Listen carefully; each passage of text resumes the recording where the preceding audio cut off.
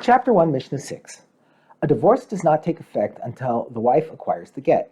Usually this happens when she receives it. However, if she appoints an agent to accept the get on her behalf, she acquires it as soon as her agent accepts it, and the divorce takes effect then. The same applies to slaves with regard to their freedom documents. This Mishnah cites a dispute whether someone can acquire a document on behalf of a wife or slave without their consent. Now, as a rule, a person can acquire something on behalf of someone else without that person's knowledge or consent, but only if that thing is clearly beneficial for the recipient. Thus, whether the agent can acquire the get or freedom document on behalf of the wife or slave depends on whether being divorced or freed is clearly beneficial. We now turn to the words of the Mishnah. If someone says to an agent, "Give this get to my wife," that is, accept this get on behalf of my wife, or "Give this freedom document to my slave, accept this document on behalf of my slave," if he, i.e. the husband or master, wants to change his mind about either of them before the wife or slave receives it, he can change his mind. Since a divorced wife and a freed slave lose the financial support of their husband or master, divorce and freedom cannot be considered a complete benefit.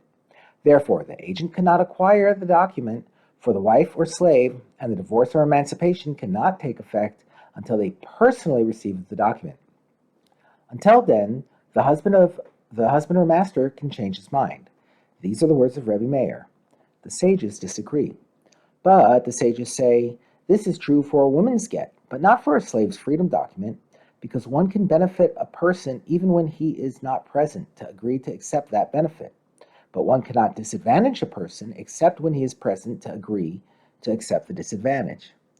According to the sages, although it is not a complete benefit for a woman to be divorced, it is a complete benefit for a slave to be freed, as the Mishnah will explain. Thus, while the agent cannot accept a get on the wife's behalf, he can accept a freedom document on behalf of the slave. In that case, the slave becomes free right away, and the master can no longer change his mind.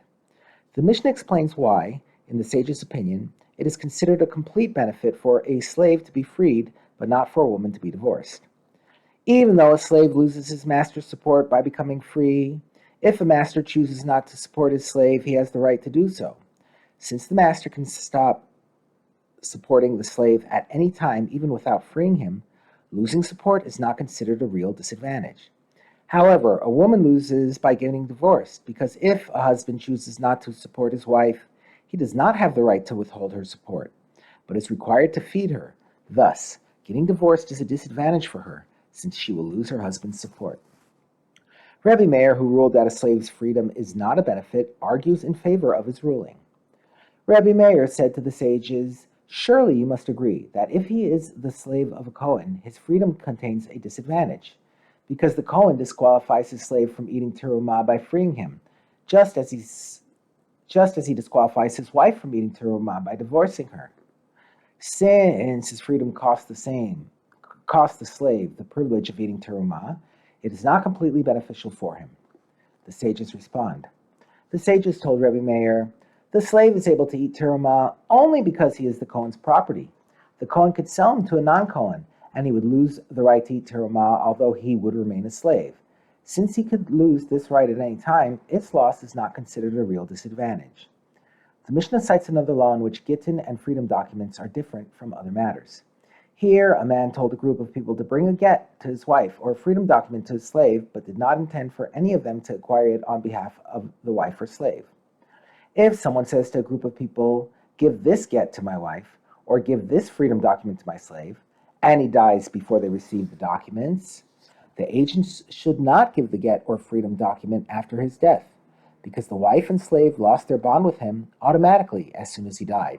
However, if a person said to a group of people, "Give a manna, 100 dinars, to so-and-so," and he died before that person received the money, they should give the money after his death to that person.